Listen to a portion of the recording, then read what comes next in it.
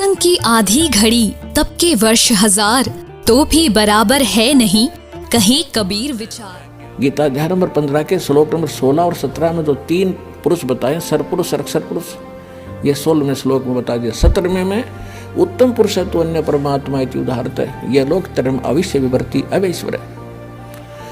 अब गीता अध्याय नंबर 15 के श्लोक नंबर 1 से इसका लिंक है, ऊपर को जड़ और नीचे को तीनों गुण रूपी शाखा वाला।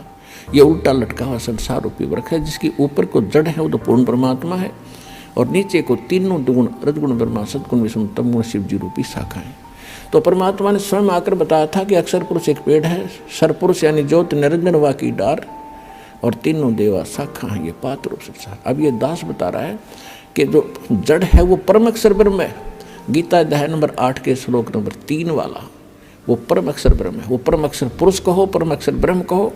और गीता अध्याय नंबर 15 के श्लोक नंबर अब 17 पर आते हैं, उत्तम पुरुष है तो अन्य परमात्मा इति उदाहरत है, यह लोक तरम अविश्य विवर्ती अवैश्वर है। उत्तम पुरुष, पुरुषोत्तम यानी श्रेष्ठ भगवान, जिसको परमात्मा कह सकते हैं, कहा जाता है, जो वास्तव में अविनाशी है, जो सबका धारण पोषण करता है, सबके तीनों लोकों में प्रवेश करके सबका धारण पोषण करता है, वो अविनाशी परमात्मा है। वो परम अक्षर ब्रह्म है, वो संसार रूपी वृक्ष की जड़ है, जिससे सबकी परवरिश होती है। पूरे वृक्ष की परवरिश जड़ से होती है, मूल से होती है। तो वो परम अक्षर ब्रह्म जो है वो जड़ है पूरे संसार की, वो परम अक्षर ब्रह्म है।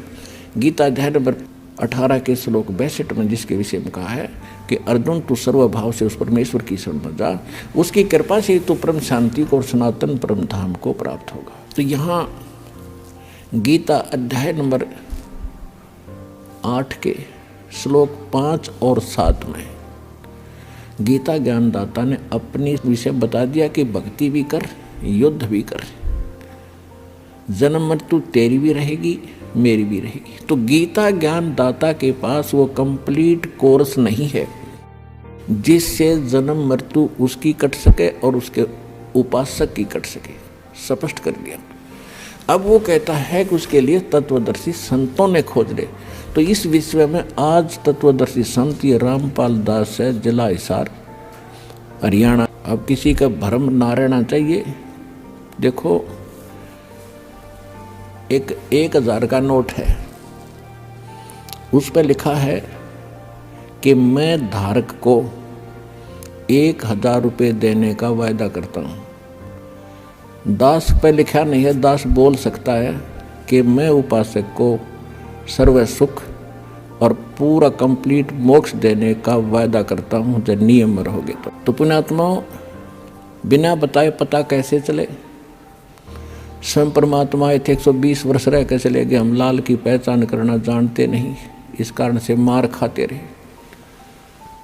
और एक तो कहना होता है, विद प्रूफ प्रूव करूँगा कि इस विषय में किसी के पास ज्ञान नहीं, किसी के पास समाधान नहीं, और कबीर जैसा भगवान नहीं, और इस परमात्मा के दास को जो प्राप्त है, कबीर परमात्मा का दिया हुआ ऐसा कोई ज्ञान नहीं।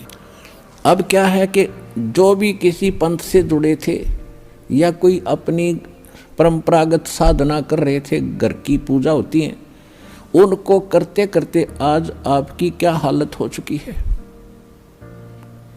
किसी को शांति नहीं, किसी का बेटा मर गया, किसी की बेटी मर गई, किसी की बेटी विधवा होगी, किसी का पोता मर गया, किसी को कैंसर होगी, किसी को और अन्य समस्याएं पैदा हो रही हैं। और वो भक्ति अब भी कर रहे थे, उन्हीं पंथों से भी जुड़े उनका कति विनाश हो लिया, सर्वनाश हो रहा है। अब राधा स्वामी पंथ से, धन सतगुरु पंथ से, आसाराम से, इन सब से, ये कुमार स्वामियों के वहाँ भटक गए और उनसे कोई लाभ ना मिला, कति सर्वनाश हो लिया। अब यहाँ रो रहे हैं, अब कोस रहे हैं उनको कि हमारा जीवन खो दिया 20-20, 30-30 वर्ष। अब क्यों, कैसे संतोष होगा उन पुण्यात्माओं के? एक अनमोल जीवन को नाश हो गया। अब तो पता नहीं था उनको अभी तक कि इतनी कीमत है इस मनुष्य जीवन की। यहाँ आने से पता चलेगा ये कितना कीमती है। और अब यहाँ आते हैं और कोई कहता जी मैंने 20 वर्ष हो गया राधा स्वामी में था, इतने दुख गिनवाता है, मुझे भी रोना आने को हो जाता है और फिर उसको कहा जाता तू वहाँ 20 वर्ष खो दिए, अब यहाँ 20 महीने या साधना करके देख ले, तेरे वारे न्यारे ना हो जाते, बेशक कद्दे छोड़ दिए फिर।